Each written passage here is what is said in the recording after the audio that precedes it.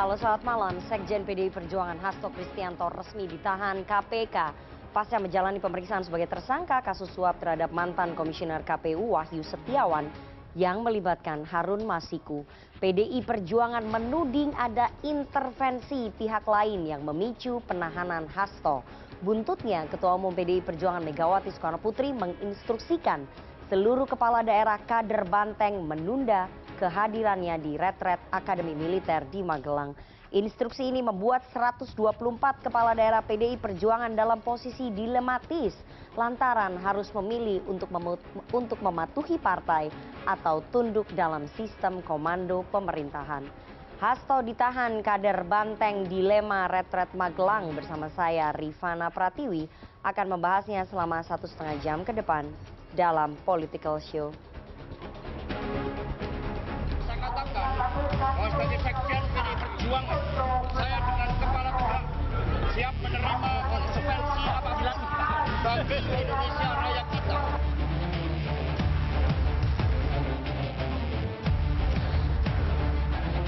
Sekretaris Jenderal Partai Demokrasi Indonesia Perjuangan Hasto Kristianto resmi mengenakan rompi oranye usai menjalani pemeriksaan selama 8 jam.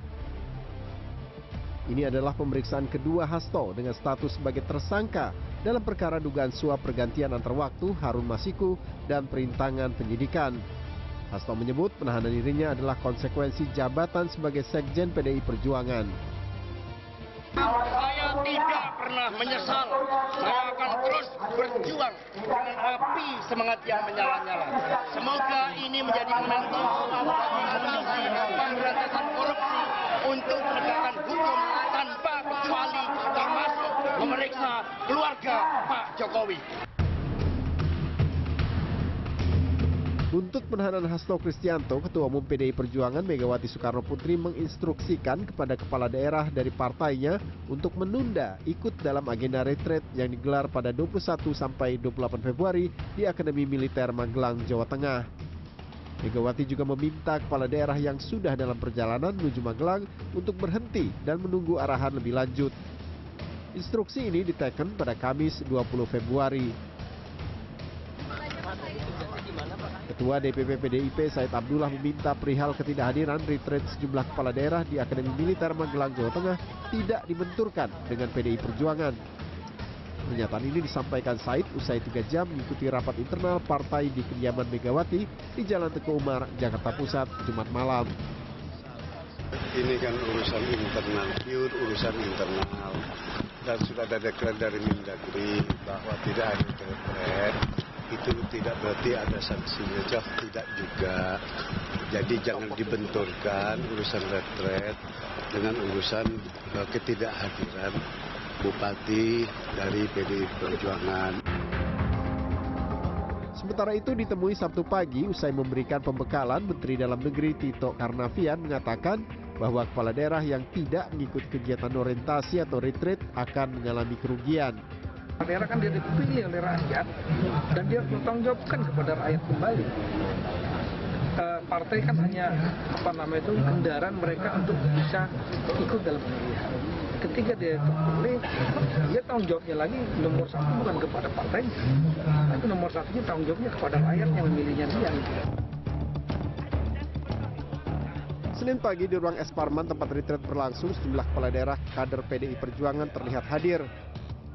Mereka diantaranya Bupati Kediri Henandito Himawan Pramana yang merupakan putra Gubernur DKI Jakarta Pramono Anung, Bupati Wonogiri Setio Soekarno, Bupati Wonosobo Afif Nur Hidayat, Bupati Trenggalek Muhammad Nur Arifin, Bupati Demak Esti Ana, dan Bupati Sukoharjo Eti Suryani.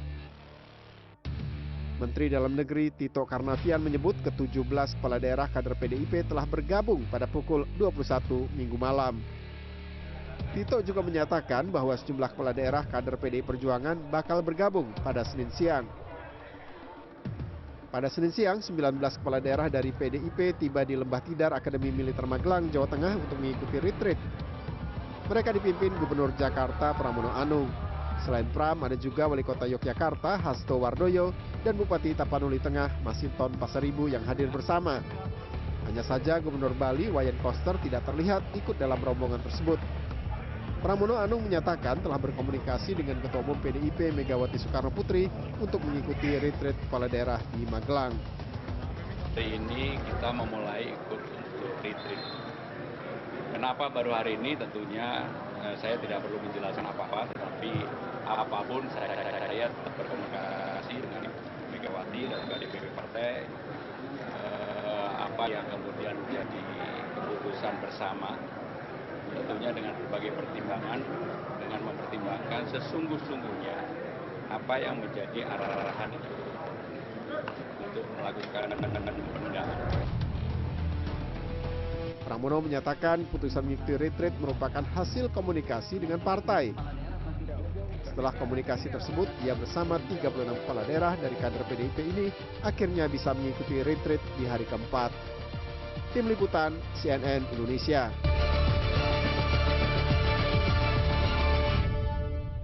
Terima kasih Anda masih menyaksikan Political Show. Kini saatnya kita masuk ke segmen Politicalpedia.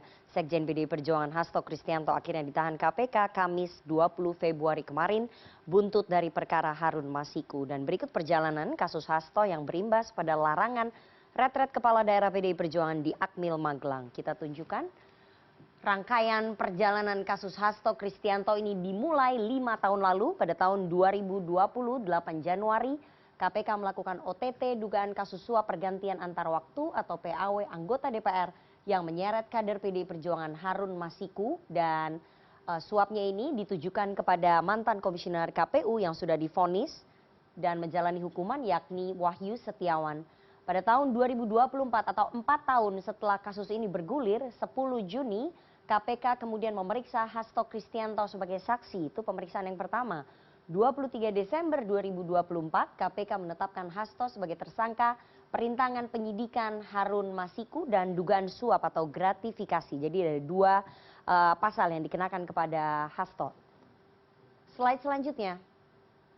Pada tahun 2025 ini secara cepat kalau kita lihat sekitar dalam waktu 2 bulan ya, 7 Januari KPK memeriksa atau menggeledah rumah Hasto di Bekasi dan juga di Kebagusan. Jadi ada 2 rumah Hasto yang digeledah pada saat itu, rumah Hasto di Bekasi dan Kebagusan serta mobil pribadinya. Dan pada tanggal 10 Januari Hasto mengajukan pra peradilan pertama ke Pengadilan Negeri Jakarta Selatan. 13 Januari Hasto diperiksa sebagai tersangka untuk pertama kalinya di gedung KPK, kemudian 13 Februari Pengadilan Negeri Jakarta Selatan menolak pra peradilan Hasto yang pertama. 4 hari kemudian, Hasto dan tim kuasa hukumnya kembali mengajukan pra-peradilan pada tanggal 17 Februari 2025. Dengan gerak cepat, 20 Februari atau 3 hari pasca Hasto mengajukan gugatan pra-peradilan kedua, KPK melakukan pemeriksaan kepada Hasto selaku tersangka. Ini adalah pemeriksaan kedua dan langsung menahan selama 20 hari ke depan. Itu tadi rangkaian perjalanan kasus dari Hasto Kristianto. Kita lihat apakah kemudian masyarakat percaya bahwa Sekjen PDI Perjuangan Hasto Kristianto ini memang terlibat dalam kasus dugaan suap Wahyu Setiawan yang menyeret Harun Masiku. Kita lihat ada survei yang dilakukan oleh lembaga riset Lembaga Survei Indonesia pada periode 20 sampai 28 Januari 2025. Surveinya, percayakah Anda Hasto Kristianto terlibat kasus Harun? Yang sangat percaya ada 15,3%, yang percaya ada 61,7%. Sehingga kalau dijumlah yang percaya bahwa Hasto melakukan ataupun terlibat dalam kasus tersebut sekitar 76,7%. 76,7% masyarakat percaya bahwa Hasto terlibat dalam kasus Harun Masiku. Yang kurang percaya ada di 15,5%, yang tidak percaya sama sekali ada di 0,9%. Sehingga yang tidak percaya bahwa Hasto terlibat dari kasus Harun Masiku itu ada sekitar berapa itu? 16% ya, 16% yang tidak percaya Hasto terlibat dalam kasus Harun. Yang tidak tahu atau tidak jawab ada di 6,5%. Ya, itu adalah tingkat kepercayaan publik terhadap kasus Harun Masiku dan keterlibatan Hasto Kristianto. Slide selanjutnya. Nah, setelah penahanan Hasto Kristianto pada tanggal 20 Februari 2025, detik itu juga Ketua Umum PDI Perjuangan Megawati Soekarno Putri mengeluarkan instruksi melalui surat yang ditandatangani langsung ataupun diteken langsung oleh Megawati Soekarno Putri. Poinnya ada 3. Yang pertama, bahwa kepala daerah dan wakil kepala daerah harus menunda perjalanan untuk retret atau pembekalan di Akademi Militer Magelang 21 hingga 28 Februari 2025. Apabila telah dalam perjalanan menuju Magelang untuk berhenti dan menunggu arahan lebih lanjut dari Ketua Umum. Tetap berada dalam komunikasi aktif dan bersiap sesuai panggilan atau satu komando atau Commander's Call. Itu adalah 3 poin instruksi resmi dari Ketua Umum PDI Perjuangan Megawati Soekarno Putri menanggapi penahanan dari sekjennya Hasto Kristianto. Ya, lalu berapa sebetulnya jumlah kepala daerah PDI Perjuangan yang harus ataupun wajib mengikuti retret di Akademi Militer Magelang? Kita lihat bahwa jumlah kepala daerah atau wakil kepala daerah murni kader PDI Perjuangan ada 124 orang, ya, sehingga dari total yang disebutkan oleh Kementerian Dalam Negeri, jumlah kepala daerah atau wakil kepala daerah yang tidak menghadiri retret ada 53 orang. 53 orang ini data sekitar 2 hari yang lalu ya, data 2 hari yang lalu itu disebutkan oleh Kemdagri itu 53 orang. 53 orang. Hari ini yang tidak mengikuti, hari ini yang mengikuti ada 36. Jadi sisa 9 orang lagi, 9 kader PDI Perjuangan yang belum mengikuti retret Akademi Militer di Magelang. Ya, apakah kemudian larangan ataupun instruksi dari Ketua Umum PDI Perjuangan Megawati Soekarno Putri terhadap para kepala daerahnya untuk tidak mengikuti retret Akademi Militer di Magelang ini akan membuat situasi politik antara PDI Perjuangan dengan Gerindra atau antara Megawati dengan Prabowo Subianto menjadi tidak baik-baik saja, karena kemarin baik-baik saja tapi tampaknya setelah penahanan Hasto akan menjadi tidak baik-baik saja, dan bagaimana kemudian kasus hukum Hasto ini akan berpengaruh terhadap situasi politik di tanah air. Kabarnya akan ada penangguhan penahanan yang diajukan oleh tim kuasa hukum. Sejauh mana itu bisa terjadi dalam sejarah KPK? Apakah pernah ada tersangka yang sudah ditahan kemudian berhasil mendapatkan penangguhan penahanan? Nanti kita akan bahas dengan para narasumber saya, tapi kita harus jeda terlebih dahulu. Jangan kemana-mana, tetap bersama kami di Political Show.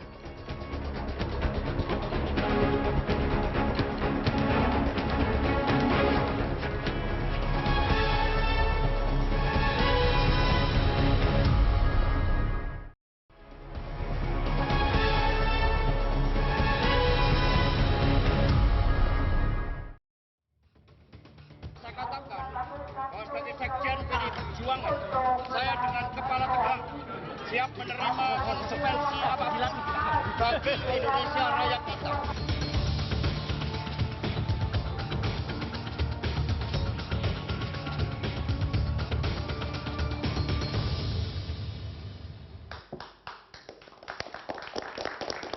Terima kasih Anda masih bersama kami di Political Show. Sekjen PDI Perjuangan Hasto Kristianto resmi ditahan KPK pasca menjalani pemeriksaan sebagai tersangka kasus suap terhadap mantan Komisioner KPU Wahyu Setiawan yang melibatkan Harun Masiku. PDI Perjuangan menuding ada intervensi pihak lain yang memicu penahanan Hasto. Buntutnya, Ketua Umum PDI Perjuangan Megawati Soekarno Putri menginstruksikan seluruh kepala daerah kader Banteng menunda kehadirannya di retret Akademi Militer di Magelang. Instruksi ini membuat 124 kepala daerah PDI Perjuangan dalam posisi dilematis lantaran harus memilih untuk patuh pada partai atau tunduk dalam sistem komando pemerintahan. Hasto ditahan, kader Banteng dilema retret Magelang. Itulah topik pada malam hari ini yang akan kita bahas dengan narasumber yang sudah hadir di studio. Saya perkenalkan satu-satu. Dari yang paling ujung kanan ada Direktur Eksekutif Trias Politika Agung Baskoro. Selamat malam Mas Agung. Malam Mbak Nana semua. Ada kuasa hukum Hasto Kristianto, Yohanes Tobing. Selamat malam Mas Yohanes. Yuk malam Mbak Nana. Ada politisi Partai Gerindra yang juga Wakil Menteri Desa. Selamat malam Bang Ahmad Riza Patria. Malam, assalamualaikum. Waalaikumsalam. Ada mantan penyidik KPK Mas Yudi Purnomo. Selamat malam Mas Yudi. Malam Mbak Nana. Dan seperti biasa ya, kami mengundang teman-teman mahasiswa yang sudah hadir di studio CNN Indonesia pada malam hari ini. Ada Himpunan Mahasiswa Hukum Fakultas Hukum Universitas Nasional atau UNAS. Tepuk tangan untuk teman-teman dari UNAS. Nanti teman-teman dari UNAS bisa bertanya, mengkritisi, ataupun mengungkapkan pendapatnya ya kepada seluruh narasumber yang sudah hadir di studio pada malam hari ini. Saya putarkan dulu pernyataan dari Ketua Tim Kuasa Hukum atau tim kuasa hukum dari Hasto Kristianto pada saat konferensi pers menanggapi penahanan Sekjen PDI Perjuangan. Berikut ini. Penahanan ini adalah salah satu bagian dari operasi politik mengaut-aut partai. Pertanyaannya, siapa di belakang ini semua?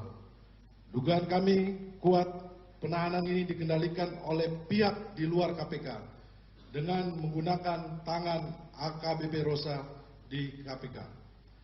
Dugaan ini punya dasar yang kuat mengingat komisioner KPK sendiri ketika itu mengakui mengalami kesulitan dengan para penyidik yang memiliki loyalitas ganda. Dalam rapat kerja dengan Komisi 3 DPR RI 1 Juli 2024, Wakil Ketua KPK Alexander Marwata menyatakan kesulitan menjadi pimpinan KPK. Oke, Bang Yohanes, narasi politisasi hukum terus digaungkan oleh tim kuasa hukumnya Hasto Kristianto. Ini maksudnya apa? Narasinya terus loh, politisasi hukum, ada intervensi. Ini maksudnya apa, Bang Yohanes? Nah, jadi Mbak Nana, kami merasakan betul apa yang terjadi sesungguhnya terhadap penanganan perkaranya Mas Hasto. Mulai dipanggil pertama kali di sekitar bulan Juni tahun lalu 2024. Maka kemudian dipanggil Desember lagi, terus dipanggil Januari lagi, sampai pada akhirnya dijadikan tersangka dan pada akhirnya ditahan. Jadi sungguh kami merasakan bahwa memang ini murni adalah perkara politik, tidak perkara hukum. Kenapa demikian? Satu, bagaimana pemeriksaan mulai Pak Hasto memeriksa saksi-saksi yang lain, dilakukan penggeledahan, dilakukan penyitaan. Nah, ini tentu dengan cara-cara yang tidak baik dan kami menduga bahwa memang itu adalah pelanggaran hukum yang dilakukan oleh penyidik KPK. Ya, salah satu contoh misalnya bagaimana saudara Kusnadi kan, pada waktu datang menemani saudara Hasto di KPK, ada orang datang tuh pakai masker, pakai topi, menyampaikan, Mas dipanggil Bapak ke dalam. Ya namanya ajudan dipanggil ke atas, tetapi begitu nyampe di atas, apa yang terjadi? Dijadikan di situ dibentak-bentak tuh, diintimidasi, sampai mengatakan, kamu ya yang merendam handphonenya Harun Masiku, kamu yang rusakin ya. Nah, jadi ini kan sungguh cara-cara yang tidak dibenarkan secara SOP-nya KPK. Bagaimana mungkin orang ini sebagai ajudan yang tidak mengerti apa-apa, dilakukan pemeriksaan, dilakukan intimidasi, tahu nggak apa yang paling dilakukan oleh penyidik KPK? Apa? Loh, dibuatkan berita acara tanpa ada surat perintah pemanggilan. Jadi itu yang Anda katakan bahwa kasus ini bukan murni hukum tapi murni politik? Loh. Enggak, itu cara-cara pemeriksaan yang dilakukan. Bukan, saya harus sampaikan dulu. Ini kan tadi cara-cara bagaimana sampai pada akhirnya terjadi putusan Prapid yang kemarin itu. Nah, jadi sungguh banyak rangkaian bagaimana juga melakukan menyita barang-barang yang tidak ada kaitannya dengan perkara yang tengah ditangani oleh penyidik KPK. Contoh pada waktu terjadi penggeledahan di rumahnya Pak Hasto, saya sendiri tuh yang mendampingi di rumah di sana, ada 16 orang penyidik. Saya bicara langsung dengan Kasatgasnya KPK yang bernama Saudara Rosa itu. Bagaimana mereka melakukan penyitaan, penggeledahan segala macam. Nah, ditemukan katanya ada flash disk. Lantas saya tanya, flash disk ini ditemukan di ruangan yang mana? Di ruangan yang mana ditemukan? Terus siapa yang punya? Kalau begitu, buatkan berita acaranya, saya ingin tahu apa di dalam. Apa yang ada di dalam flash disk itu.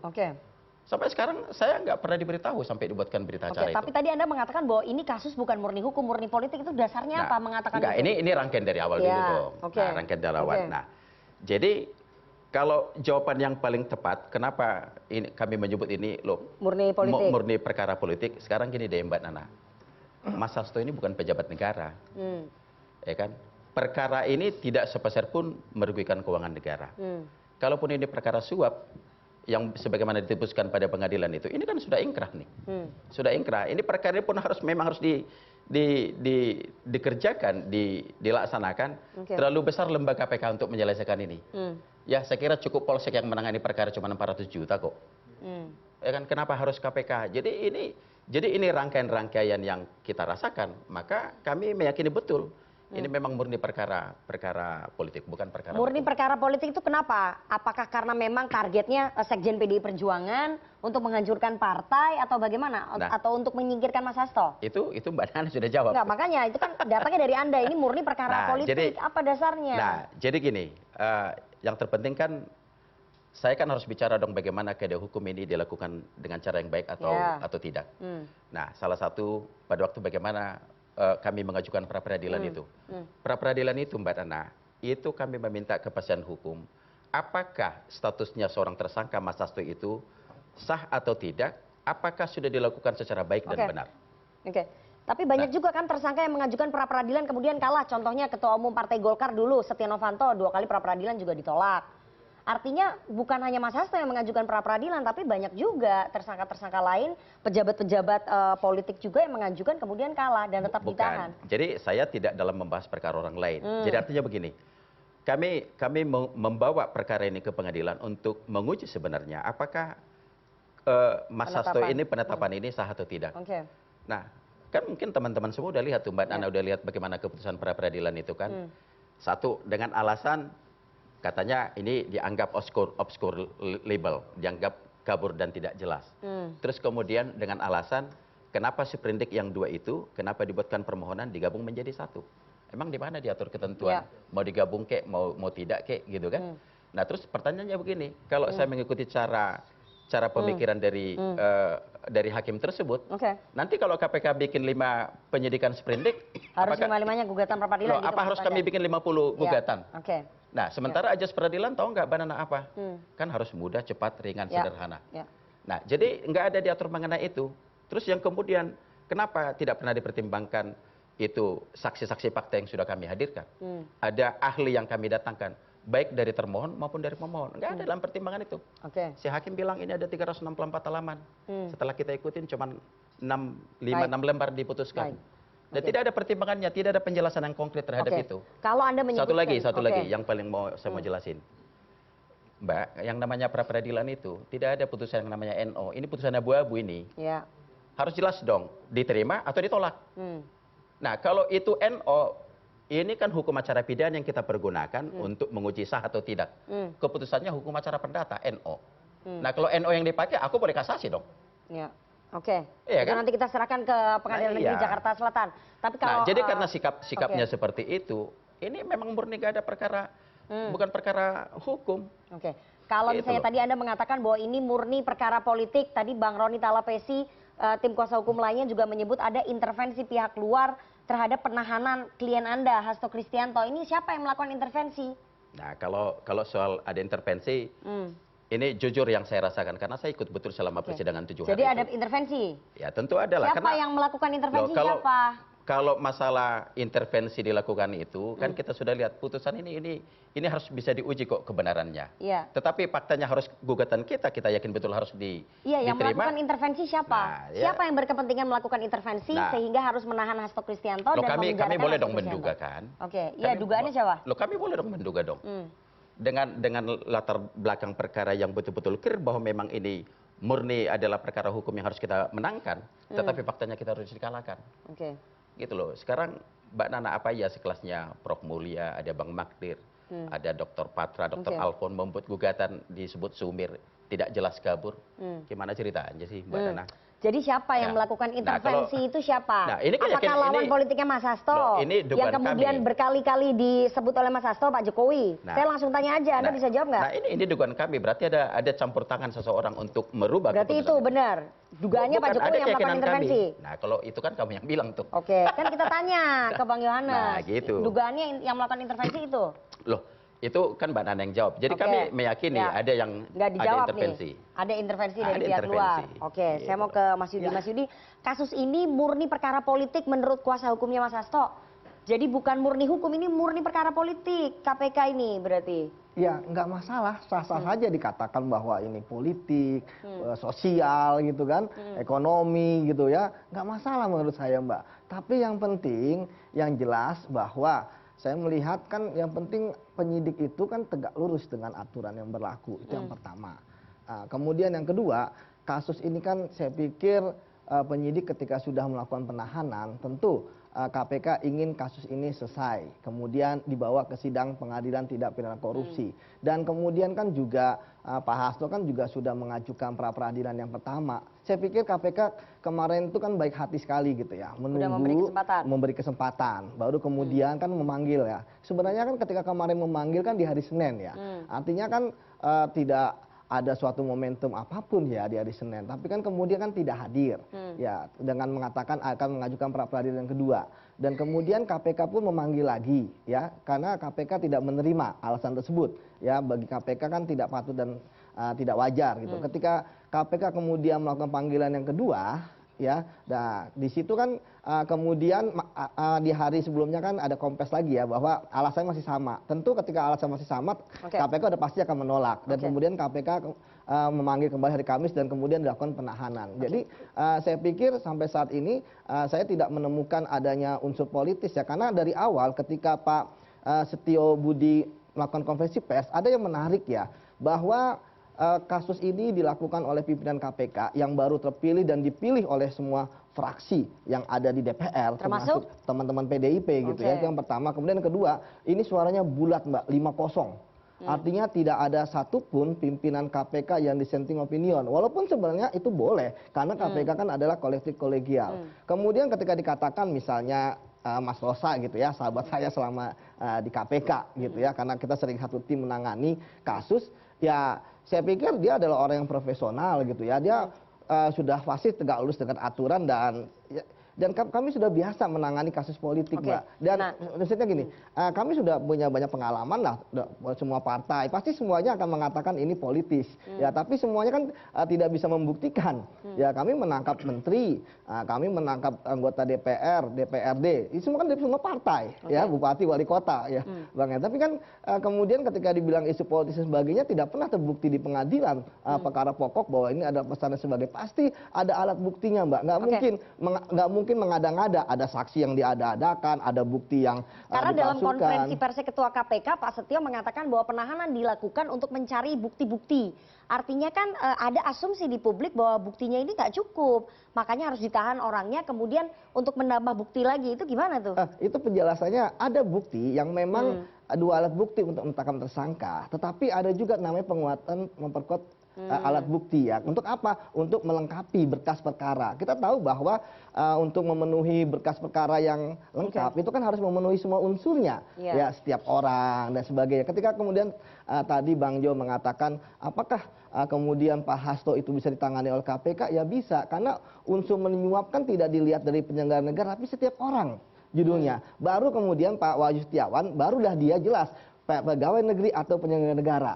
Jadi misalnya kalau Pak Hasto yang menerima ya nggak bisa kena, ya kan? Tapi kan ini setiap orang. Jadi disitulah ada unsur ini setiap orang. Pak Hasto kan posisinya sebagai pemberi suap, maksudnya itu bisa yang berbeda. Betul. Kalau penerima suap itu nggak bisa. Nggak bisa. Ya. Seperti itu Mbak. Jadi ya saya hanya berharap bahwa KPK segera menuntaskan kasus ini. Kalaupun tidak tuntas ya KPK harus bersiap menghadapi pra peradilan yang diajukan oleh Pak Hasto yang akan dilangsungkan pada tanggal 3 Maret ya, sidang perdananya. Seperti itu Mbak. Baik, tadi dikatakan bahwa ada intervensi pihak luar terhadap buru-burunya penahanan Hasto ini.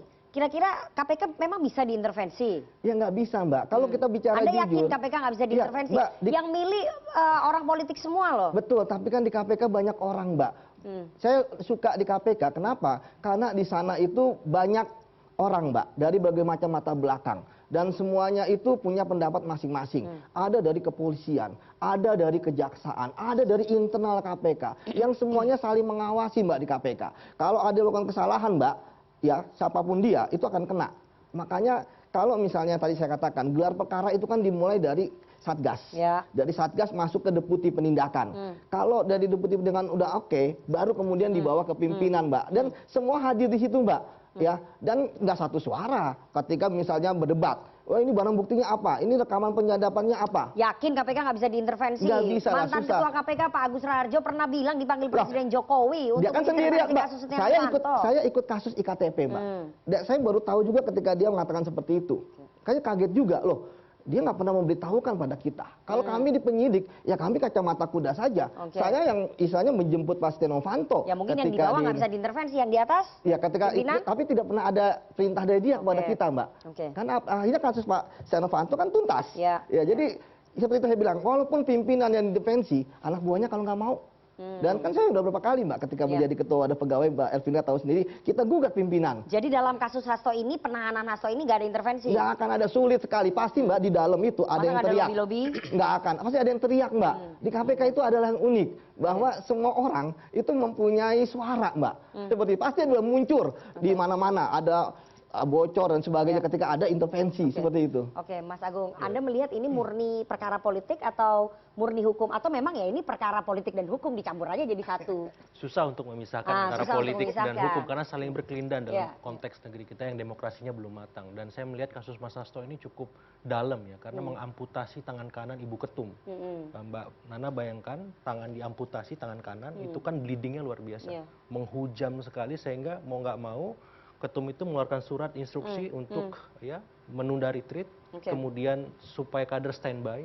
Berarti kan Mas Hasto ini luar biasa dalam pengaruhnya di partai sehingga Ibu Mega butuh waktu untuk mentransformasi, mengadaptasi semua perubahan yang terjadi pasca beliau ditahan. Oke, kalau Anda lihat bahwa kita belum masuk ya ke instruksi itu ya, bahwa ini kasus murni perkara politik, kira-kira siapa yang berkepentingan untuk mengintervensi dan mendapatkan keuntungan ketika Hasto Kristianto ditahan? Dan tidak bisa melaksanakan tugasnya sebagai sekjen. Ya, sekuennya terlalu lama, 5 tahun gitu. Ada penundaan dan saya kira ini perlu diingatkan juga. PDIP punya kontribusi di sana. Maksud saya ketika PDIP ngomong intervensi kekuasaan, PDIP berada di kekuasaan itu dalam periode 5 tahun tadi. Jadi jangan kemudian kita ahistoris bahwa ini semata-mata karena sekarang yang berkuasa Gerindra misalkan. Tapi ada PDIP di sana dan ini harus kita lihat secara utuh bahwa masing-masing punya kontribusi memainkan kekuasaan itu. Sehingga kalau dibilang ini kasus politik, ya benar. Karena ini ditunda terlalu lama dan tidak ada kekuatan di luar politik yang bisa melakukan itu. Kalau hukum kan kacamata kuda kata Mas Yudi. Ya sudah, kalau ini A, B, B. Kalau di politik bisa abu-abu.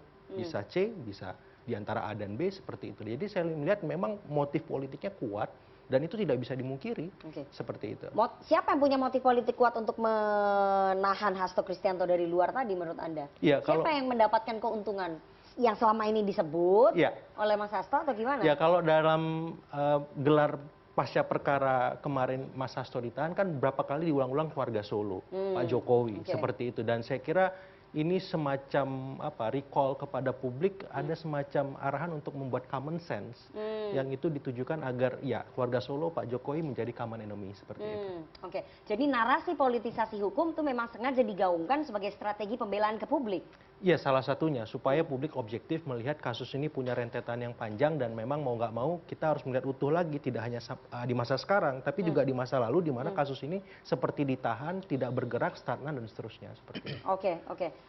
Saya mau ke Bang Riza. Bang Riza, sulit kalau menurut Mas Agung memisahkan bahwa perkara ini adalah murni hukum. Ya ini politik dan hukum berkelindan begitu. Nah, saya ingin tanya ya sebagai Anda orang dekatnya Pak Prabowo. Kami dengar bahwa ada upaya meminta pertolongan kepada Presiden Prabowo yang dilakukan oleh Ibu Megawati untuk menangguhkan penahanannya Mas Hasto.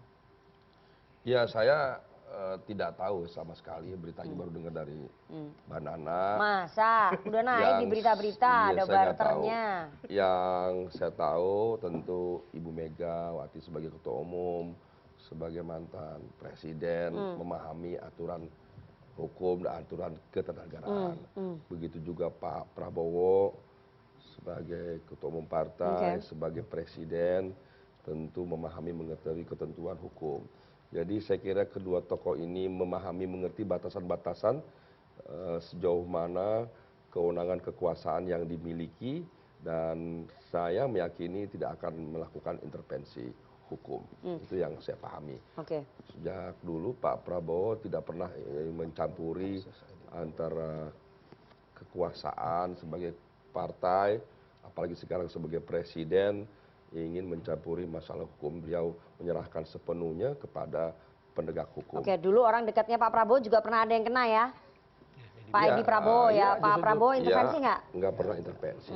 Jadi memang ya kami sebagai partai juga harus jujur. Ada kader-kader kami yang kebetulan terkena kasus hukum di beberapa daerah, kami hormati. itu bagian dari penegakan hukum dan kami menyambut baik aparat hukum yang melaksanakan tugasnya. Dan bagi internal kami terus melakukan perbaikan-perbaikan dalam rangka memastikan Indonesia bebas dari korupsi. Jadi tidak mungkin Pak Prabowo mau melakukan intervensi hukum meskipun mungkin ada lobby-lobby atau permintaan dari Ibu Mega. Orang yang pernah berjasa loh dalam hidupnya Pak Prabowo. Ya sama-sama, jadi tadi saya sampaikan, Ibu Megawati tidak mungkin mengintervensi hukum. Pak Prabowo juga tidak mungkin mengintervensi hukum. Keduanya adalah tokoh bangsa yang memahami kewenangan, kekuasaan, dan batasan-batasan. Jadi kita hormati kedua tokoh ini yang sama-sama ingin bangsa ini semakin maju, semakin makmur, adil, sejahtera. Jadi saya kira masalah hukum ini adalah kewenangan dari aparat hukum, kita hormati.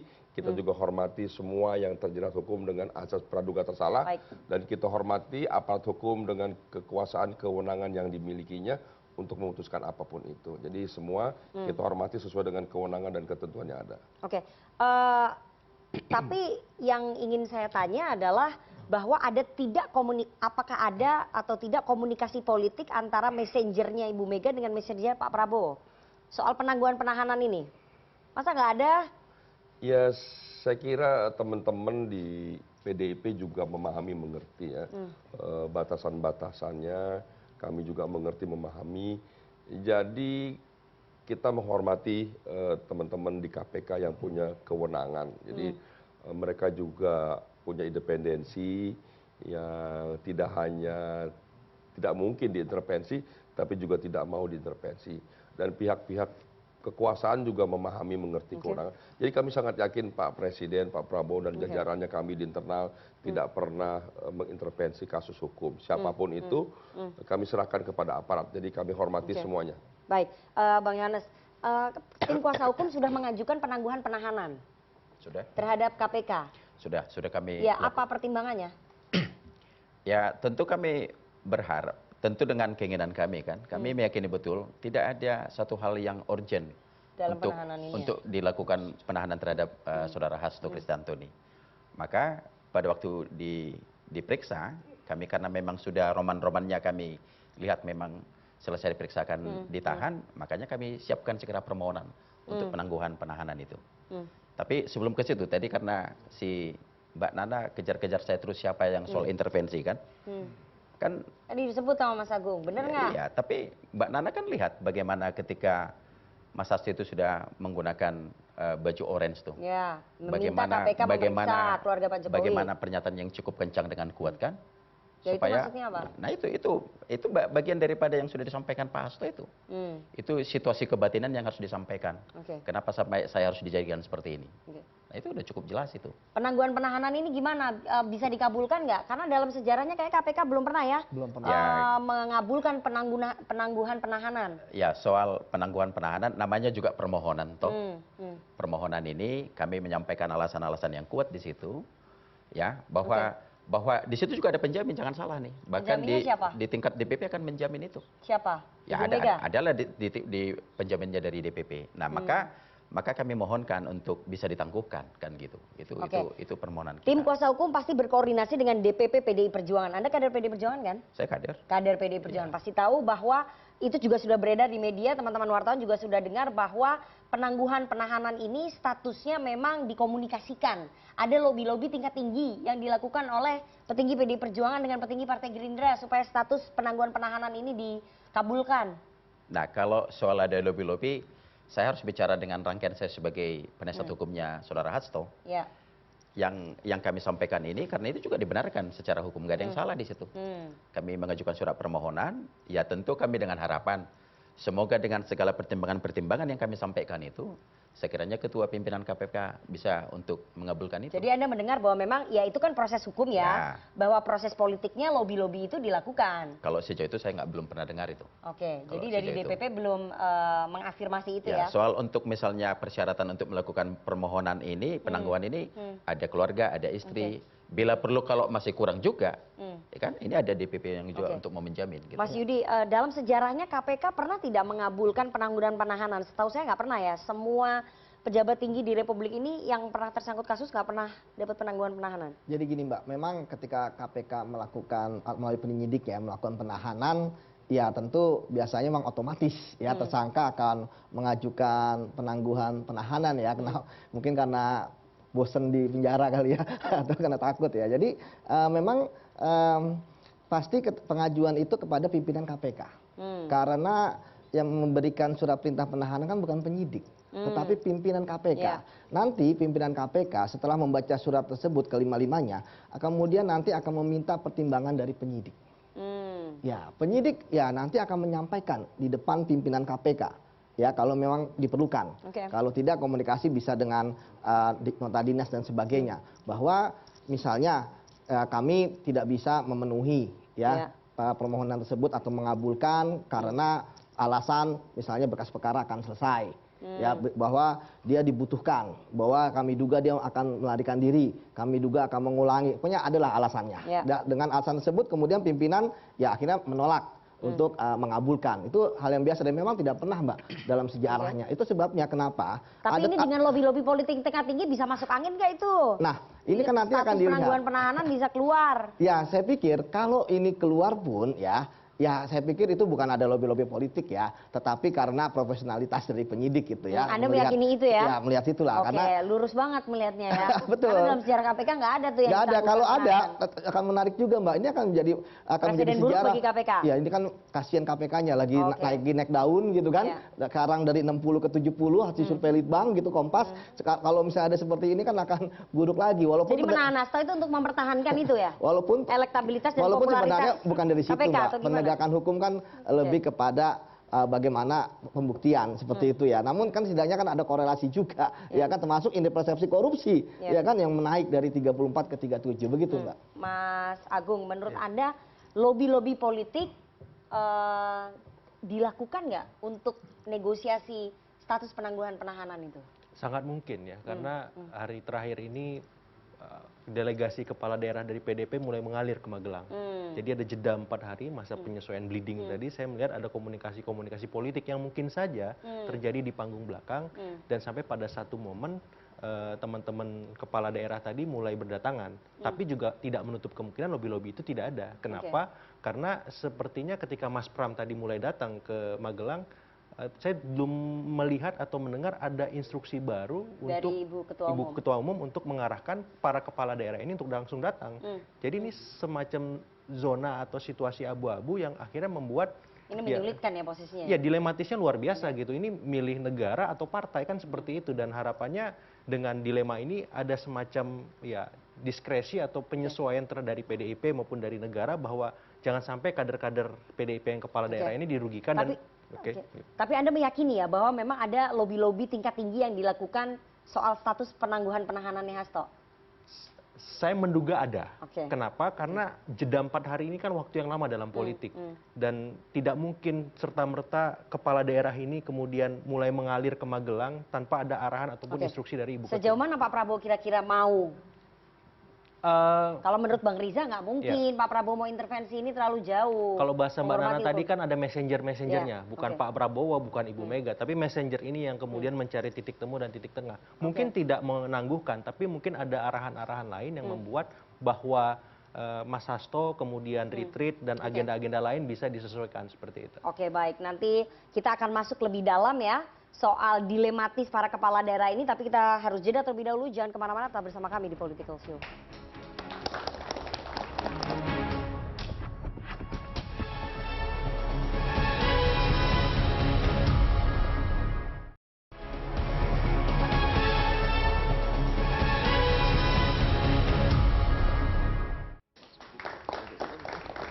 Terima kasih Anda masih bersama kami di Political Show. Hasto ditahan, kader Banteng dilema retret Magelang. Itulah topik pada malam hari ini yang akan kita bahas kembali dengan para narasumber. Kalau tadi kita sudah bahas soal penahanannya Hasto Kristianto, ini ternyata kasus ini tidak murni hukum, tapi murni perkara politik. Jadi unsur politiknya lebih kuat, sehingga berpengaruh terhadap 124 kepala daerah asal PDI Perjuangan yang harusnya mengikuti retret di Akademi Militer Magelang. Saya akan langsung sapa ya, sudah bergabung malam hari ini Wakil Menteri Dalam Negeri Republik Indonesia Kang Bima Arya yang berada di Akmil Magelang. Terima kasih Kang Bima sudah meluangkan waktu untuk Political Show. Selamat malam Kang Bima. Selamat malam, Nana. Oke, Kang Bima langsung saja. Saya tahu Anda sibuk ya, harus mengurusi ratusan kepala daerah di Akmil. Tapi saya ingin tanya, per malam ini berapa jumlahnya kepala daerah yang sudah mengikuti retret di Magelang? Jumlah seluruh kepala daerah yang mengikuti retret itu 503. Nah, hari ini yang sudah tercatatkan masuk itu 493. Artinya ada 10 yang tidak ada di sini, ada 10 yang belum bergabung. Kira-kira begitu. Oke, dari 403 tadi, kira-kira berapa yang dari kader PDI Perjuangan yang sudah mengikuti retret, Kang Bima? Ya, angkanya ya silahkan saja dicek sendiri karena 114 berarti ya? Ya, intinya begini, yang belum ada di sini adalah kira-kira 10 orang. Dalam catatan kami, yang nggak ada di sini adalah 10 orang, kira-kira begitu. 10 orang ini dari provinsi mana, Kang Bima? Kepala daerahnya betul dari provinsi Bali? Sebagian besar Bali, Indonesia Timur lah. Oke, Bali dan Indonesia Timur. Kang Bima, apakah kemudian kepala daerahnya ini hanya yang berasal dari PDI Perjuangan saja yang tidak mengikuti, atau dari Kimples yang lain ada juga yang nggak ikut? Atau semuanya ikut? Ya, semuanya ada di sini, latar belakang partainya macam-macam. Dan memang kalau dalam catatan kami yang belum bergabung itu, yang 10 itu, ya sepertinya seluruhnya ada dari PDI Perjuangan. Oke, baik.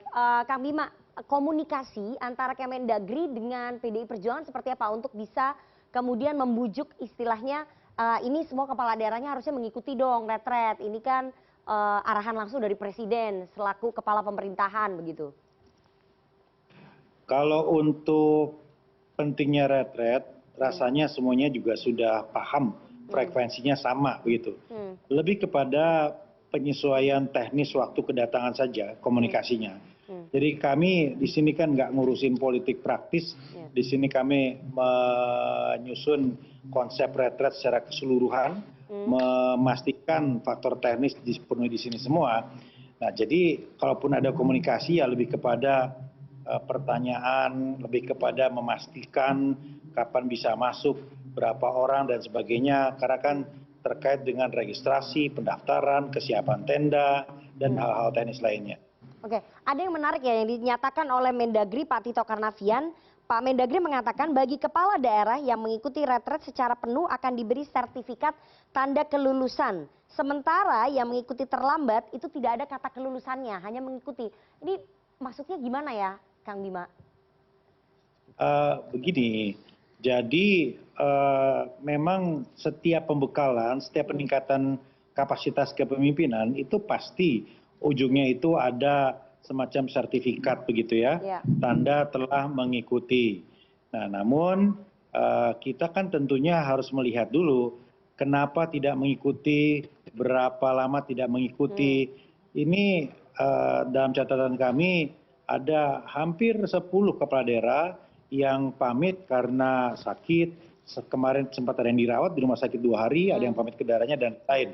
Nah, tentu ada hal-hal yang bisa kita pahami ketika tidak mengikuti. Kalau alasannya bisa dipahami, maka saya kira yang diperlukan selanjutnya lebih kepada upaya untuk menutupi hal-hal yang kurang tadi. Di tata tertib dalam pembekalan ini ada kata-kata bagi yang kemudian kehadirannya di bawah rata-rata, misalnya katakanlah di bawah 90%, maka akan dilakukan pendampingan atau pembinaan secara khusus begitu ya.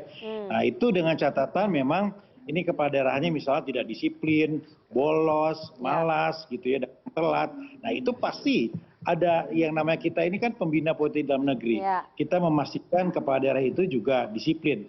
Lebih kepada hal-hal seperti itu. Tetapi kalau sakit, kemudian juga ada berita duka, ataupun ada dinamika tertentu yang membuat kami paham, ya konteksnya kan berbeda, Nana.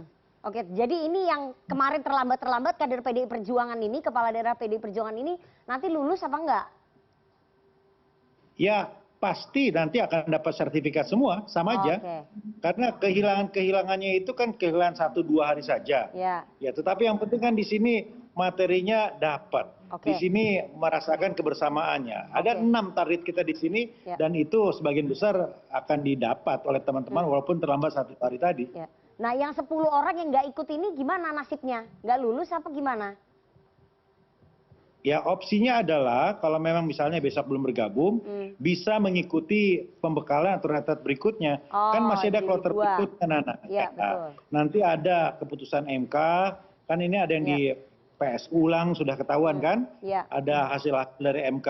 Nah, itu gelombang berikutnya. Tapi apakah itu diadakan dengan konsep seperti di Magelang hari ini, kita belum bisa pastikan. Karena jumlahnya lebih sedikit, jauh lebih sedikit, kemudian juga waktunya agak panjang, dan kita harus menyesuaikan dengan banyak hal. Jadi gelombang kedua akan ada, tapi konsepnya seperti apa belum bisa kita pastikan, menyesuaikan dengan keadaan. Oke, baik. Terima kasih Wakil Menteri Dalam Negeri Kang Bima Arya atas waktunya. Mungkin bisa kembali mengemong ataupun menjaga ya kepala daerah, apalagi yang dari PDI Perjuangan yang baru masuk. Mungkin mereka agak kecapean begitu karena terlambat masuknya. Terima kasih Kang Bima atas waktunya kepada Political Show pada malam hari ini. Saya selalu Terima kasih, Nana. Ya. Terima kasih.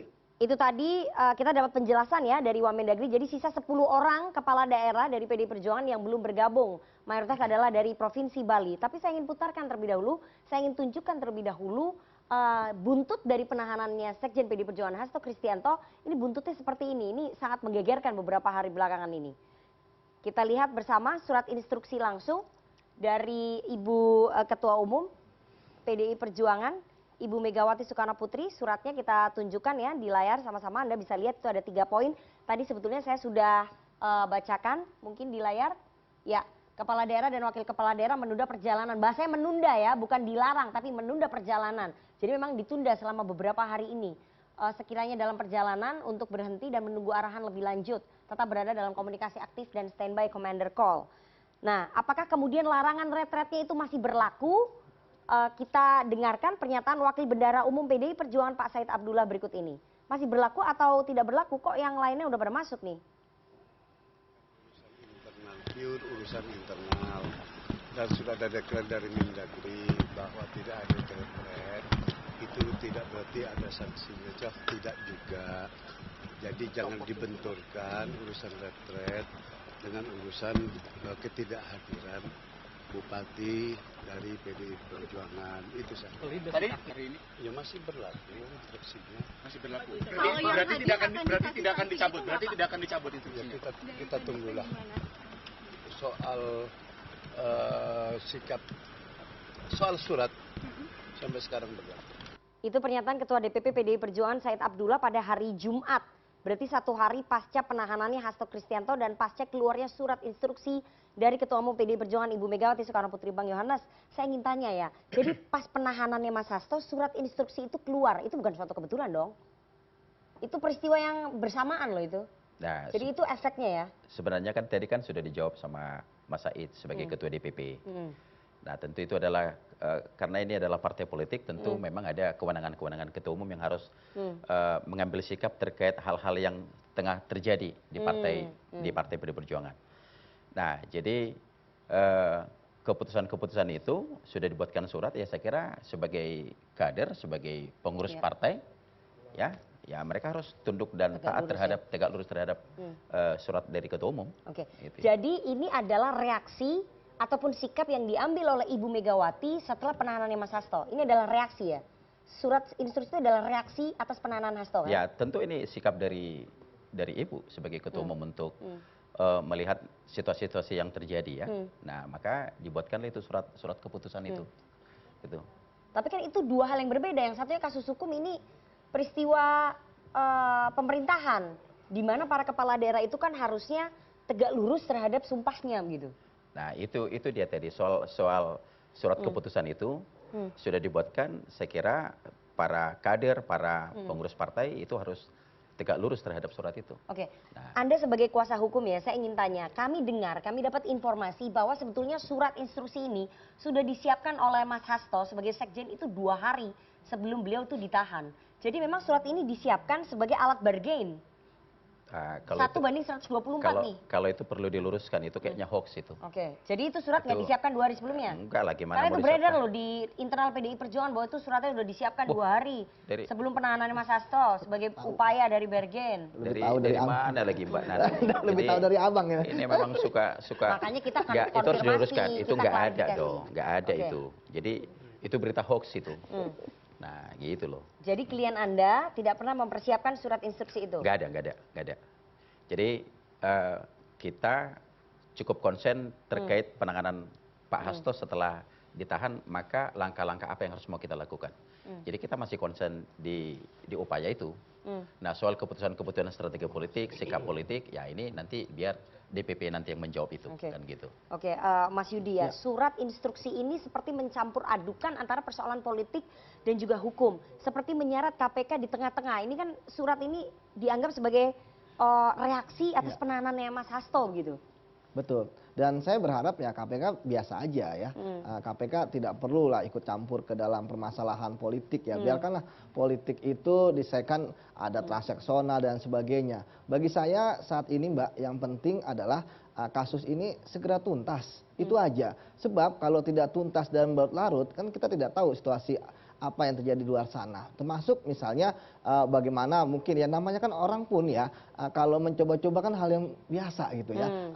Saya sering menemukan orang-orang menganggap bahwa dia kenal dengan pimpinan, kenal dengan penyidik gitu ya. Tapi kan tidak berpengaruh. Nah, karena itulah menurut saya semakin lama kasus ini, semakin banyak narasi-narasi liar gitu ya. Seperti Mbak Nana sendiri kan banyak informasi A1 yang Mbak Nana dapatkan gitu. Jadi kembali lagi saya berharap 5 pimpinan KPK ini yang memang latar belakangnya beda-beda.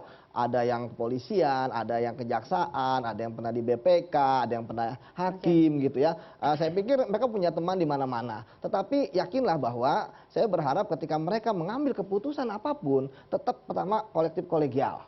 Ya, kemudian yang kedua ketika ada tidak kesepakatan dari mereka, ya maka harus yang terbanyak lah yang diikuti. Seperti itu. Dan saya pikir yang paling penting adalah ini KPK baru loh mereka. Kalau misalnya agak kesulitan di sini, saya nggak kebayang 5 tahun ke depannya kayak apa. Kita pernah lihat ketika KPK pada masa Firly gitu kan, masa kegelapan itu memang gelap gitu ya. Tapi sekarang kita ya melihat ada sedikit cahaya lah untuk KPK ke depan. Oke, jadi menurut Anda pimpinan KPK tidak akan tunduk demi negosiasi politik tadi, demi bargain politik tadi? Betul, kalau mereka tunduk, yang rugi kan bukan sekedar institusi ya, tapi penegakan hukum. Orang bukan hanya tidak lagi tidak percaya kepada KPK, tetapi masa depan pemberantasan korupsi. Saya sepakat dengan Bang Rija ya bahwa tidak boleh ada intervensi kepada KPK yang independen. Walaupun pimpinan KPK pernah dipilih oleh DPR, ya sama seperti ketika kepala daerah ya pernah dipilih diusung oleh partai, tetapi ketika sudah menjadi kepala daerah, kan rakyatlah yang memilih dan harus kesetiaan kepada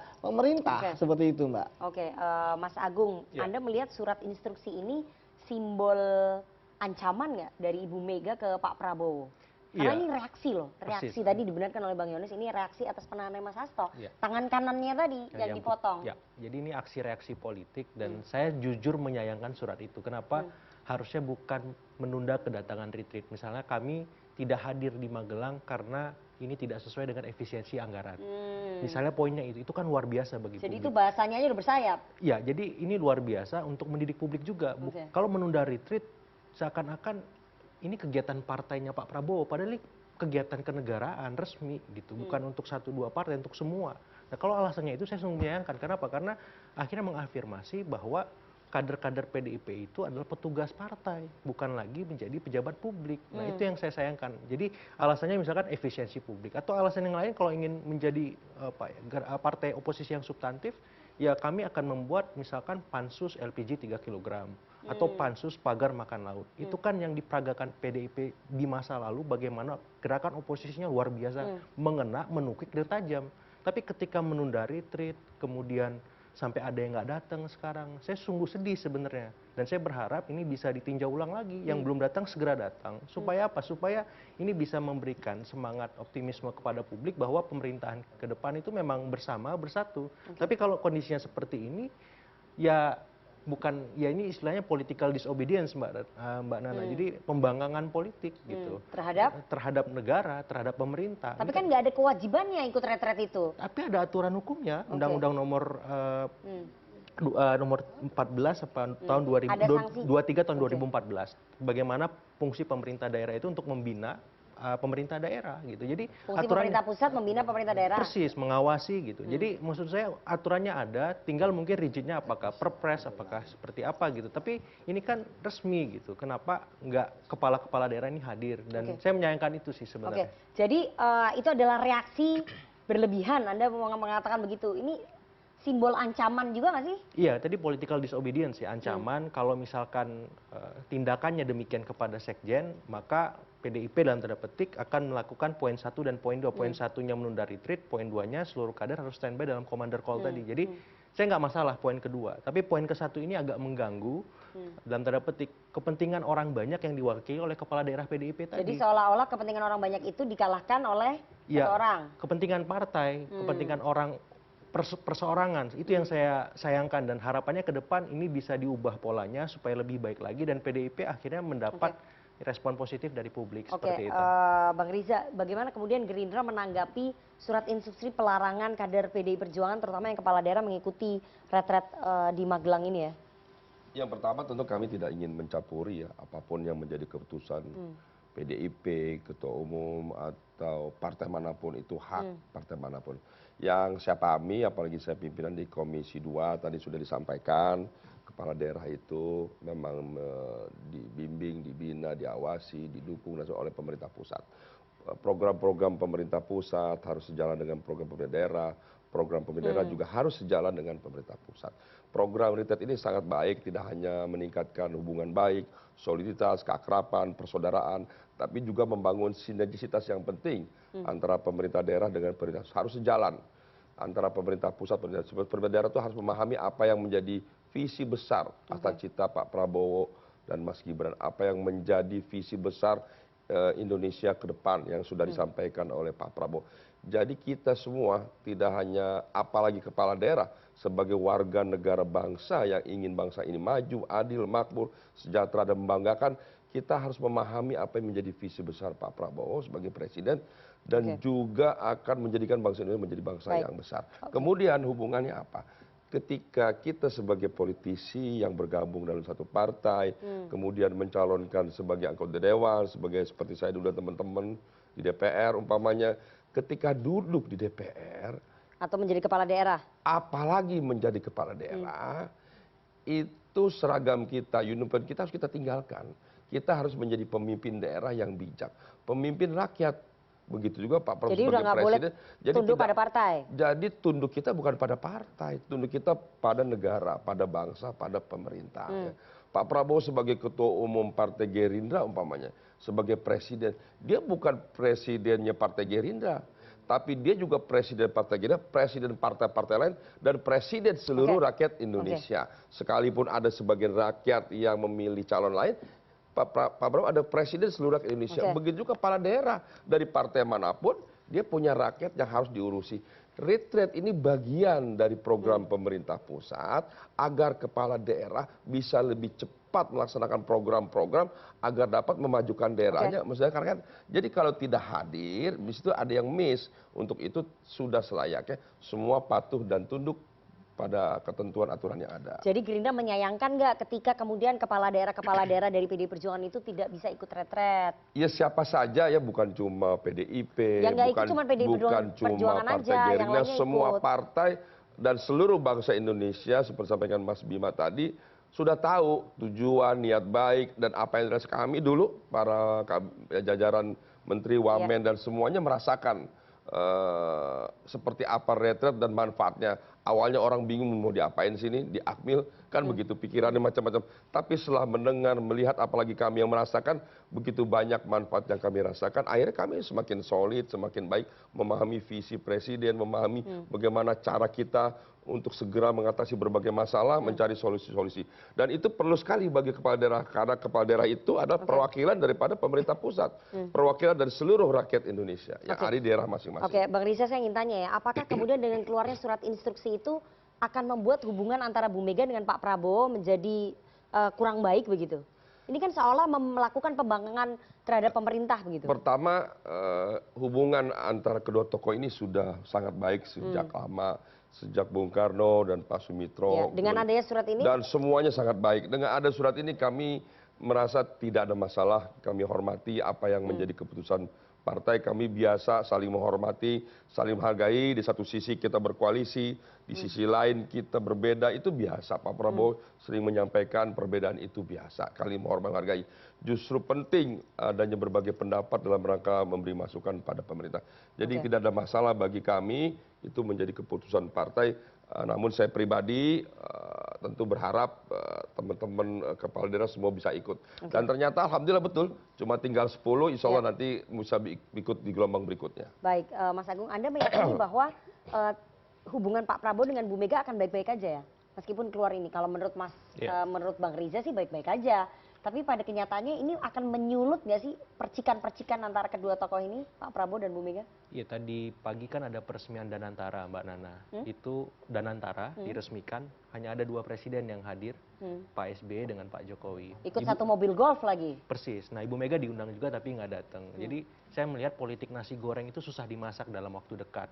Tapi kalau misalkan Pak Prabowo hadir dalam Kongres PDIP mungkin saja. Tapi kan di situ peralatan nasi goreng susah, ya karena kan forum kongres. Jadi kalau Pak Prabowo datang ya sifatnya formalistik, simbolik. Dan saya melihat ada tone di mana Pak Prabowo lebih dekat dengan Pak SBY dan Pak Jokowi. Untuk Ibu Mega ini butuh waktu lagi. Baik dengan adanya surat ini? Tambah lagi. Nah, setelah sebelumnya aja susah, tambah ini butuh waktu untuk merelaksasi. Bu Mega butuh waktu untuk menghentikan pendarahannya yang bleeding tadi. Sementara Pak Prabowo juga butuh relaksasi healing sebentar. Karena buat beliau ini kan dalam juga. Masa ada kepala-kepala daerah yang tidak hadir, padahal instruksinya jelas agar visi misi presiden tegak lurus dengan kepala daerahnya. Jadi sama-sama sedang terluka ya? Persis. Bu Mega dengan Pak Prabowo ya? Persis. Bertahan dengan egonya masing-masing berarti? Iya. Ya, oke. Bang Yones, jadi ini reaksi yang berlebihan sebetulnya dari Ketua Umum Anda. Malah menyebabkan hubungannya makin sulit untuk bisa terjalin antara Bu Mega dengan Pak Prabowo. Kalau soal politik, janganlah tanya aku kan. Kan Anda kader juga, tadi kan Anda bilang ini reaksi. Ya kalau soal reaksi ya, tapi kalau soal perkara hukum tadi yang sebagaimana dibuka dari awal, ini nggak apa-apa nih, saya jelaskan terus ini. Tapi soal kebijakan-kebijakan tapi ini reaksi yang berlebihan loh, gimana? Loh enggak, ini kan soal kalau Mas Agung ini bilang berlebihan atau tidak, itu kan ini kan menurut dia juga berlebihan. Kalau menurut kita dalam partai politik itu juga nggak ada suatu hal yang biasa. Tadi Pak Riza udah bilang dari dulu bahwa Ibu dengan Pak Prabowo ini sudah punya hubungan yang luar biasa baik.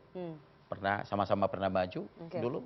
Ya, jadi nggak ada yang berlebihan. Ini saya kira tadi Pak Riza juga bilang ini masing-masing punya kebijakan partai, punya keputusan masing-masing, ya kan gitu. Jadi nggak ada yang perlu harus yang berlebihan mengenai itu. Oke, baik. Nanti kita akan tanya ke teman-teman dari UNAS, tanggapannya seperti apa ketika perkara yang menyeret Sekjen PDI Perjuangan ini sama-sama kental antara politik dan juga hukumnya. Jadi ini nggak murni hukum 100%. Bagaimana tanggapan mereka? Kita harus jeda terlebih dahulu. Jangan kemana-mana, tetap bersama kami di Political Show.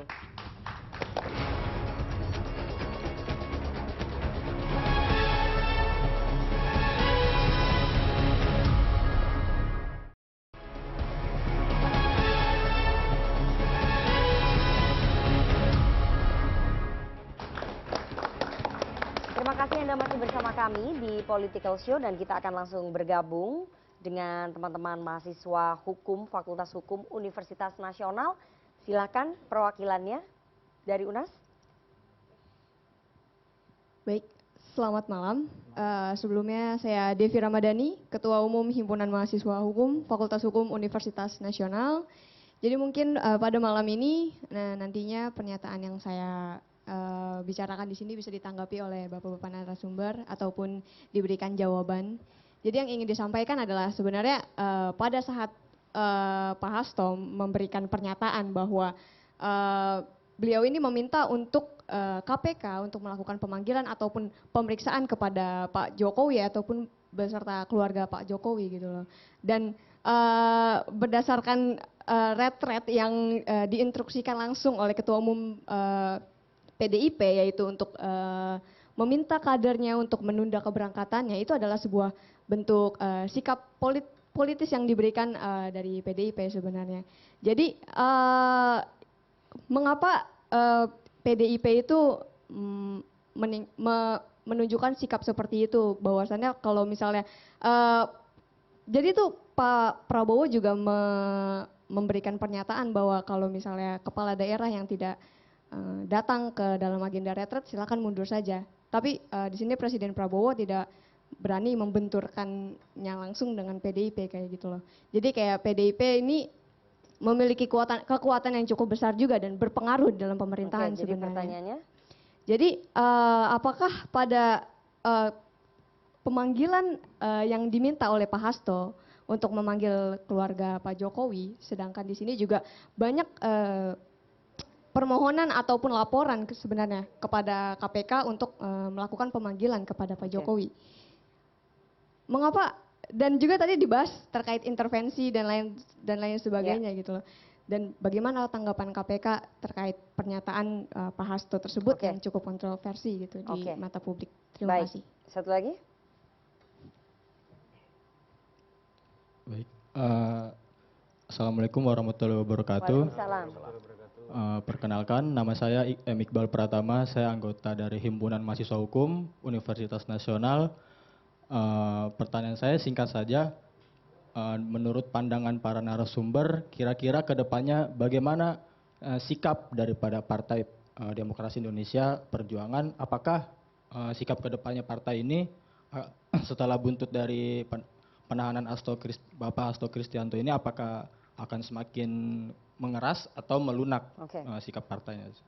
Terima kasih. Saya mau ke Bang Yohanes dulu ya. Ini apa sih maksudnya Pak Hasto bilang bahwa KPK harus memeriksa Pak Jokowi dan juga keluarganya? Itu habis pakai rompi kuning kan ngomong begitu ya? Nah, kasusnya Pak Jokowi banyak ya? Kan sudah banyak tuh yang melaporin kan? Dari grupnya siapa yang universitas dosen yang dari UNJ? UB de la Badrun. Sudah melaporkan. Ada Bang Ray Rangkuti. Kan sudah banyak yang melaporkan itu. Jadi dalam pernyataan terakhir setelah Mas Hasto itu ditahan kan memang itu yang langsung dilontarkan untuk memeriksa keluarga Jokowi dan keluarganya untuk diperiksakan gitu. Apakah berani KPK atau tidak kan itu yang diminta. Nah, terkait soal pertanyaan dari dari Iqbal tadi kan, bagaimana sikap PDI Perjuangan terkait untuk soal setelah ini akan apa? Akan lebih mengeras atau melunak? Nah, jadi maka kembali Mbak Nana saya terangkan ya. Jadi kami menyikapi bahwa perkara Pak Hasto ini adalah memang murni perkara politik, bukan perkara hukum. Ini soal penahanan, Mbak Nana. Ini sejak kapan pimpinan memberikan tanda tangan Ketua KPK untuk melakukan penahanan terhadap Saudara Hasto? Itu pelanggaran hukum atau tidak? Oh, jadi harusnya yang tanda tangan siapa? Belum, enggak, itu pelanggaran hukum dong. Baca Undang-Undang KPK nomor 19 jadi tahun 2011. Jadi pimpinan KPK tidak berhak? Enggak ada kewenangannya untuk melakukan penahanan itu. Nah, jadi di Undang-Undang KPK nomor 19 tahun 2019 itu di pasal 21 ayat 4 bahwa pimpinan KPK itu tidak lagi menjadi penyidik dan tidak lagi menjadi penuntut. Nah, ini pelanggaran hukum yang dilakukan KPK. Maka urgensinya apa Ketua KPK harus melakukan penahanan itu? Nah, maka kami yakin betul dari hasil pernyataan Pak Hasto diperiksa 62 pertanyaan itu, nggak ada hal yang baru di situ. Baik. Nggak ada bukti-bukti atau seperti sebentar. Berimbang nih. Nah, jadi tidak ada yang baru terhadap pemeriksaannya Pak Hasto dalam 62 pertanyaan itu. Terkait bukti-bukti semua ada keputusan dari pernyataan Tio, ada Wahyu, ada Saiful, itu aja yang dibolak-balik. Pak Hasto tidak pernah ditanya mengenai campur tangannya katanya soal mengenai merintangi, nggak ada. Pak Hasto nggak pernah ditanya gimana soal pemberian suap. Seluruh pengakuan-pengakuan itu kan sudah diuji di persidangan. Jadi tidak ada seperti yang dibilang KPK. Di sini ada novum, ada bukti baru.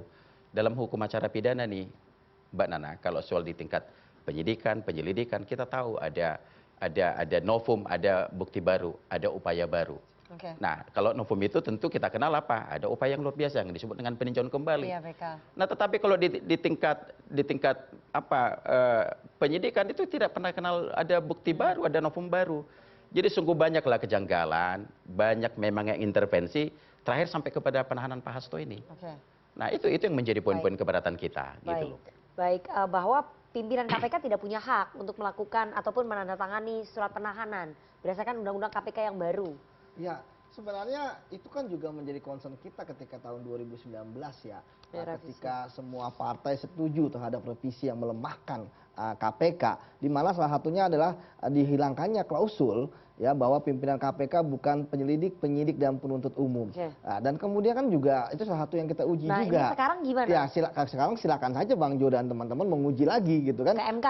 Ya karena semenjak itu dicabut sampai sekarang, bahkan saya masih di sana, tetap pimpinan KPK yang mengeluarkan surat perintah penahanan gitu. Pas Anda di sana juga? Iya, sekarang saya malah seneng kalau misalnya diuji gitu kan, gantian lah sekali-sekali menguji KPK yang sekarang dilemahkan seperti ini gitu kan. Jadi kita yang sekarang melemahkan siapa? Ya itu, makanya sekarang saya sebenarnya sekarang itu fungsi saya undang-undang KPK itu PDI Perjuangan. Iya, sebenarnya saya sekarang tinggal gelar tikar aja gitu kan atas apa yang terjadi saat ini gitu. Nah, kemudian terkait dengan misalnya permintaan Pak Hasto gitu ya untuk pemeriksaan ya sah-sah aja meminta siapa aja diperiksa gitu kan. Tapi termasuk kan, Pak Jokowi. Iya termasuk Pak Jokowi ya kan. Ya, tapi sah-sah KPK aja. berani nggak? Kira-kira kalau menurut Anda? masalah berani kan tentu berani aja gitu kan. Asalkan tadi terkait perkaranya apa. Kemudian kan laporannya udah ada masuk. Ya, mungkin laporan bisa disampaikan. Nah itu laporannya. Karena laporan itu kan ada di pengaduan masyarakat. Nah di dalam pengaduan masyarakat ya sebenarnya kan sudah banyak lah yang harusnya disampaikan oleh KPK sampai sejauh mana progresnya seperti itu. Karena bagi saya kan nggak siapapun ya bisa diperiksa kalau memang ada fakta-fakta keterangannya seperti itu. Baik, menurut Anda PDI Perjuangan akan semakin mengeras atau melunak setelah peristiwa yang cukup menggemparkan ini penahanan Kalau Hasto? berdasarkan penunjukan ada dua orang, Mas Roni Talapesi untuk hukumnya mungkin, kemudian ada Pak Ahmad Basara, saya lihat PDIP ini masih memainkan dua peran sebagai mitra kritis maupun mitra strategis. Tapi ketika makin ke sini arahannya lebih banyak sebagai mitra kritis. Tapi kan ujungnya nanti di Kongres secara definitif bagaimana sikap Ibu Ketum. Karena sampai hari ini memang saya melihat PDIP masih dalam dua wajah itu. Karena DPR-nya misalkan pimpinan Mbak Puan itu sangat strategis ya, tidak berperan sebagai mitra kritis tadi. Tapi DPP-nya itu sangat mitra kritis. Nah wajah dua ini yang akan terus diorkestrasi oleh PDIP agar mereka terus punya posisi tawar. Akhirnya pemerintahan Pak Prabowo mau nggak mau juga harus memainkan gas remnya. Kapan harus beroposisi, kapan harus Tapi dengan peristiwa penahanan Hasto ini kira-kira akan membulatkan tekad Ibu Mega untuk ya udahlah kita di luar aja lah, kita nggak usah dukung Prabowo. Karena itu cukup menyakitkan tadi kan menurut Anda. Persis. Kalau di sisi Ibu Mega pasti arahnya sebagai mitra kritis. Tapi kan saya melihat ada Mbak Puannya di situ. Oke, sebagai penyeimbang. Yang tadi pagi juga datang, Dina Dantara. Jadi melihat PDIP itu ya saya melihatnya dalam dua kacamata tadi, sehingga sikap Pak Prabowo juga akan dalam konteks dua sikap tersebut. Kapan harus keras, kapan harus lembut, kapan ngegas, kapan ngerem, seperti itu. Baik, jadi gimana Gerindra menanggapi nanti sikap PDI Perjuangan yang mungkin bisa keras, mungkin bisa lunak juga, mengingat ada dua wajah, Bu Mega dengan Mbak Puan yang mungkin berbeda. Bu Mega mungkin karena terluka penahanan Hasto mungkin akan keras mengambil sikap kritis, tapi Mbak Puan nanti sebagai penyeimbang di DPR. Gerindra gimana? Nggak kewalahan ini Bang? Iya enggak, kami menghormati apapun sikap PDIP atau partai-partai lainnya. Ya alhamdulillah kami solid di KIM dengan 81 suara di DPR, dan sejauh ini juga PDIP di DPR sangat konstruktif, sangat baik, sangat kondusif, bermitra. Mbak Puan, Bang Dasko itu ya hari-hari berdua diskusi, bahas DPS, bahas partai, bahas negara, bahas bangsa. Saya kira hubungannya sangat baik lah. Jadi kami yakinkan di DPR maupun dimanapun antara Gerindra dengan PDIP sangat baik sejak dulu, hari ini dan ke depan. Begitu juga apalagi Pak Prabowo dengan Ibu Megawati sangat baik. Sekalipun kita memahami situasi sekarang soal Mas Hasto, kami ikut prihatin dan menghormati praduga tak bersalah, menghormati juga aparat hukum. Jadi saya kira biarlah ini semua berjalan sesuai dengan takdirnya, nanti kita lihat ujungnya bagaimana. Dua tokoh sebagai ini, anak bangsa saling menghormati. Dua tokoh ini bisa bertemu ya? Dua tokoh ini pasti bertemu. Pasti ketika lukanya sudah pada kering. Dan sama-sama punya niat yang baik, ingin Indonesia ini maju, adil, makmur, sejahtera. Dan seluruh Indonesia akan bangga dengan Indonesia di bawah pimpinan Pak Prabowo. Oke, baik. Dan kita harus jeda terlebih dahulu. Jangan kemana-mana, tetap bersama kami di Political Show.